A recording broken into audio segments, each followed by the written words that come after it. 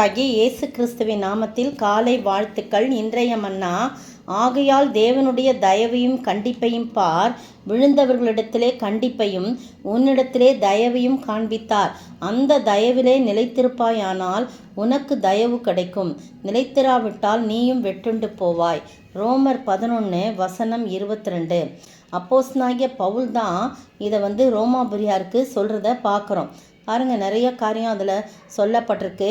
அவருடைய ஊழியத்தை குறித்தும், அப்போஸ்தலனாகிய பவுலின் ஊழியத்தை குறித்தும், அந்த ஜனங்களை, புறஜாதி மக்களை பற்றியும், அவருடைய ரட்சிப்பு, இஸ்ரவேலின் தவறுதல்னால புறஜாதிகளுக்கு கிடைத்த ரட்சிப்பையும் குறித்து 11ஆம் வசனத்தில் 11:11 சொல்லப்பட்டிருக்கிறது. நீங்கள் அதை முழுசாக வாசித்து பார்த்தீங்கன்னா தெரியும். இப்போ பார்த்தீங்கன்னா அப்போஸ்தலனாகிய பவுல் சொல்கிறாரு, நீ அந்த கிளைகளுக்கு விரோதமாய் பெருமை பாராட்டாதே. பெருமை பாராட்டுவாயனால் நீ வேரை சுமக்காமல் முன்னை சுமக்கிறதென்று நினைத்துக்கொள். நான் ஒட்ட வைக்கப்படுவதற்கு அந்த கிளைகள் முறித்து போடப்பட்டதென்று சொல்லுகிறாயே. நல்லது, அவிசுவாசத்தினாலே அவைகளை முறித்து போடப்பட்டன. நீ விசுவாசத்தினாலே நிற்கிறாய், மேட்டிமை சிந்தையாயிராமல் பயந்துருன்னு சொல்லி நிறைய அட்வைஸு பண்ணுறதை பார்க்குறோம். அந்த 18ஆம் வசனத்தில் பார்த்தீங்கன்னா, கர்த்தருடைய கிருபையினால் நாம் அவர்களுக்குள்ள நிலைத்திருக்கிறோம் அப்படின்னு தான் நாம் எப்போவுமே சொல்லணும். நம்முடைய நல் செயல்கள், நம்முடைய ஊழியங்கள், நம்முடைய எல்லா காரியங்கள் தான் அவரது கிருபை நமக்குள் இருக்கிறதுன்னு நம்ம எண்ணக்கூடாது. அவருடைய கிருபையினால் தான் இதெல்லாம் நம்ம செய்கிறோன்ற உணர்வுடன் நம்ம கவனமாக இருக்கணும். எதை குறித்தும் பெருமை பாராட்டுறதுக்கு நமக்கு நியாயமே இல்லைன்னு சொல்லிட்டு அந்த 18ஆம் வசனத்துலேருந்து அதனுடைய விளக்கம் சொல்லப்பட்டிருக்கு. 20ஆம் வசனத்துலேருந்து 22ஆம் வசனத்தில் பார்த்தீங்கன்னா, ரட்சிக்கப்பட்டவன், அதாவது நல்லது, அவிசுவாசத்தினாலே அவைகள் முறிந்து போடப்பட்டன. நீ விசுவாசத்தினாலே நிற்கிறாய், மேட்டுமை சிந்தையாராமல் பயந்திரு. சுவாப கிளைகளை தேவன் தப்ப விடாதிருக்க உன்னையும் தப்ப விட மாட்டார் என்று எச்சரிக்கையாயிரு. ஆனால் தேவனுடைய தயவையும் கண்டிப்பையும் பாரு, விழுந்தவர்களிடத்தில் கண்டிப்பையும் உன்னிடத்தில் தயவையும் காண்பித்தார். அந்த தயவில் நீ நிலைத்திருப்பாயானால் உனக்கு தயவு கிடைக்கும், நிலைத்திராவிட்டால் நீயும் விட்டுண்டு போவாயின்னு சொல்லி சொல்லப்பட்டிருக்கு. மனமேட்டுமை, பெருமை இதெல்லாம் உடையவனாக இருந்தால் மரக்கிளைகளை முறித்து போடப்படுவது போல வெட்டுண்டு போகும், நம்மளும் வெட்டுண்டு போகும் அபாயம் உண்டு அப்படின்னு சொல்கிறார். கர்த்தரின் தயவில் நிலைத்திருப்பதற்கு நம்ம ரொம்ப கவனமாக இருக்கணும்.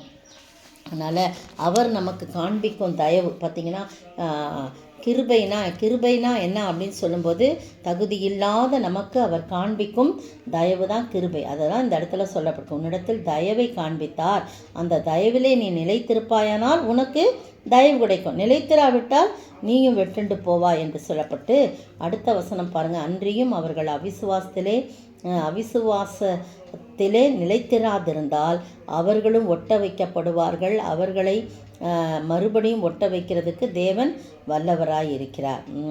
அவிசுவாசத்தில் நிலைத்திராமல் இருக்கணும், விசுவாசத்தில் நிலைத்திருக்கணும். அப்போ அவங்களும் வெட்டப்பட்டாலும் அவங்க ஒட்டப்படுவாங்க. அவர்களையும் மறுபடியும் ஒட்ட வைக்கிறதுக்கு தேவன் வல்லமை உள்ளவராய் இருக்கிறார் அப்படின்னு சொல்லியிருக்குது. அதுக்கு பிறகும் நிறைய விளக்கங்கள்லாம் கொடுக்கப்பட்டிருக்கு. நமக்கு இது போதும். ஏன்னா நம்மிடத்திலே காட்டுகின்ற தயவு காண்பித்தார், அந்த தயவிலே நாம் நிலைத்திருக்க வேண்டும். வேறு எந்த மேட்டுமையும் பாராட்டாதபடி அந்த தயவிலே நாம் நிலைத்திருப்போமானால் நமக்கும் தயவு கிடைக்கும். திரும்பவுமா நமக்கு தயவு கிடைக்கும். தயவை காண்பிக்கிறாரு, அதில் நிலைச்சிருந்தோம்னா கடைசி வரைக்கும் அந்த தயவு கிடைக்கும். இல்லாவிட்டால் நாமும் வெட்டுண்டு போவான்னு சொல்லப்பட்டிருக்குது. நீங்களும் நானும் ஆண்டவருடைய தயவில் எப்போதும் நிலைத்திருக்க ஆண்டவர் தாமே கிருபை செய்வாராக. ஆமேன்.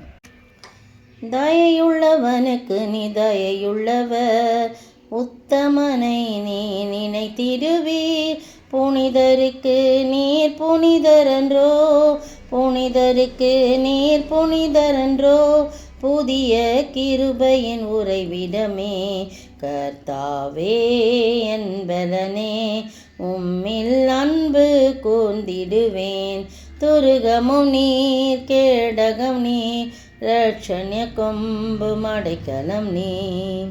சோதரிக்கிற ஆண்டவரே, துதிக்கிற ராஜா, தயவுள்ளவனுக்கு நீ தயவுள்ளவர், உத்தமனை நீ நினைத்திருவீர், உயர்த்திருவீர். ஆண்டவரே, புனிதருக்கு நீர் புனிதர் அன்றோ, புதிய கிருபையின் உறைவிடமே என்று பக்தன் பாடுகிறான்.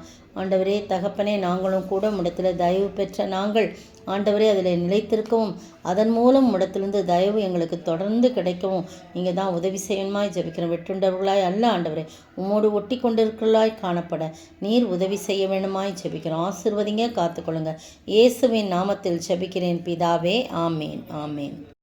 நேற்றைய பதில்: நீங்கள் கர்த்தருக்கு விரோதமாய் பேசின பேச்சுக்கள் கடினமாய் இருக்குது என்று கர்த்தர் சொல்லுகிறார்.